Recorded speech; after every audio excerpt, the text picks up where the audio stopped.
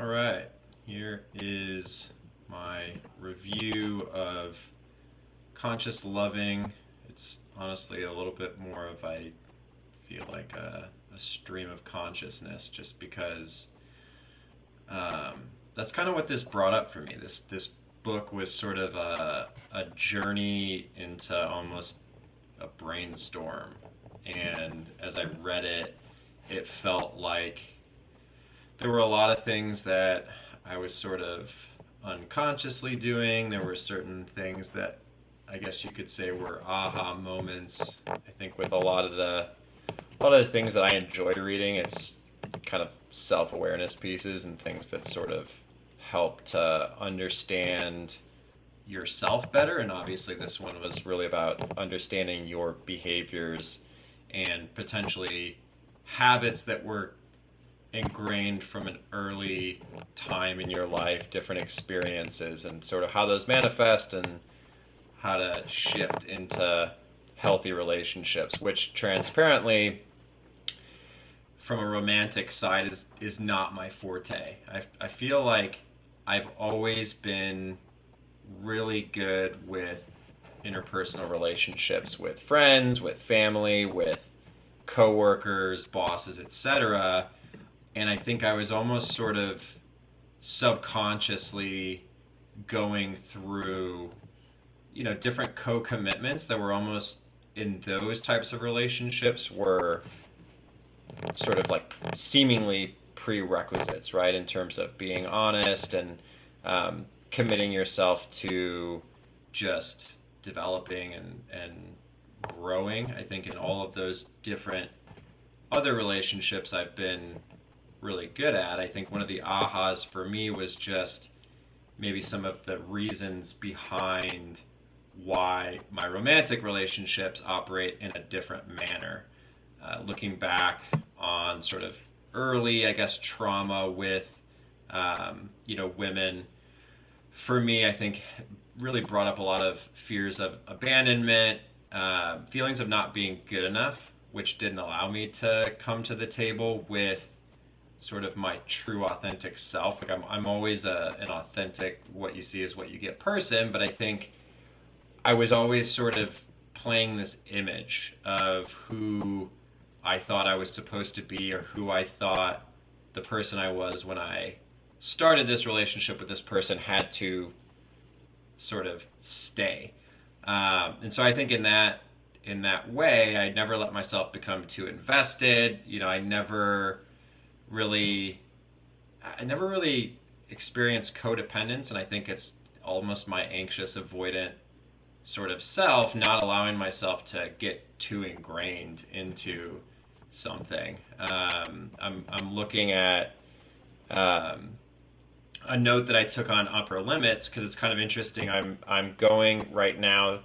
I'm in a relationship where I feel really good, and it almost feels a little weird because of how I programmed myself with all of my previous relationships.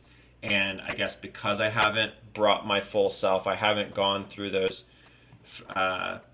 initial stages to get to that upper limit that the book talks about.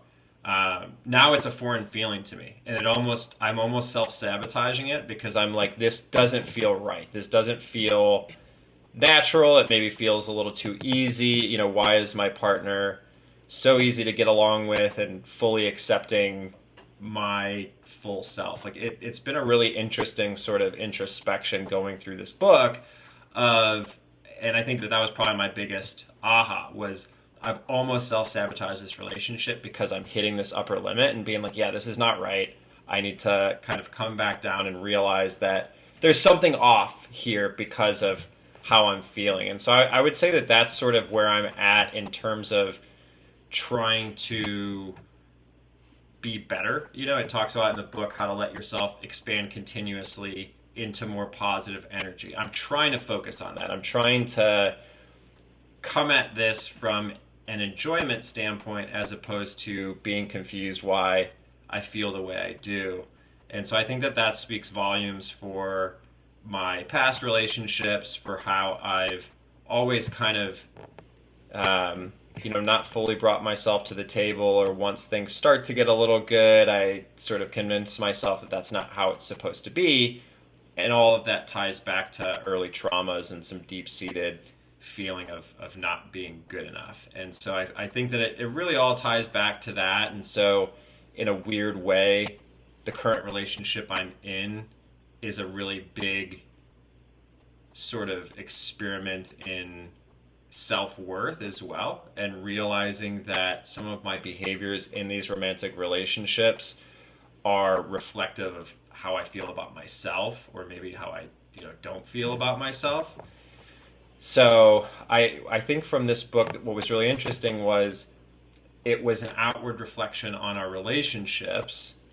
However, it kind of came full circle to a sort of internal journey, right? So it almost sort of starts in this external realm, but we realize that all of these different things, all of these different projections, the ways that we behave are a lot of times driven through these different internal beliefs, experiences, etc. So, I think for me, as I would relate this to breath work, I think it's really just understanding that clients deal with similar things, right? I'm 36 years old. I've gone to therapy for years. I've gone through, my own personal journey, and here I am still reading certain literature, and we're always discovering new things about ourselves. And so I don't know if it's sort of mixing in a theme to breathwork sessions where we sort of discuss these different relationships. I more so see it as, breathwork for me has been really helpful in self-discovery. And so in framing that self-discovery towards others, I've always gotten that with meditation practice of you focus on yourself, but also how your practice will help the others around you. And so that's sort of the tie that I feel here is this work on yourself and this self-discovery you're going through is going to impact the relationships that you have with others in a positive manner. So sort of weaving that theme into breath work of just making sure that we understand ourselves, but then getting outside of ourselves and trying to understand our actions as it pertains to others, and really just sort of get to the different roots of, what is hindering us, what sort of trauma is sort of stuck that impacts us. So I think it's really just more about the awareness, and sort of incorporating those different themes into breathwork sessions. And I think with any sort of this self-development literature, understanding our minds, our behaviors, it helps with breath work just because we become more human and we become more understanding of what others are going through, potentially why they're going through those things. And breath work is a great place to establish stillness, to give ourselves some time to just be and work through some of these things, consciously or subconsciously. So yeah, I thought there were a lot of really great lessons here. And a lot of times things seem almost sort of obvious, but the way that they're laid out just sort of helps us to be a little bit reflective, and that's where we do the discovery.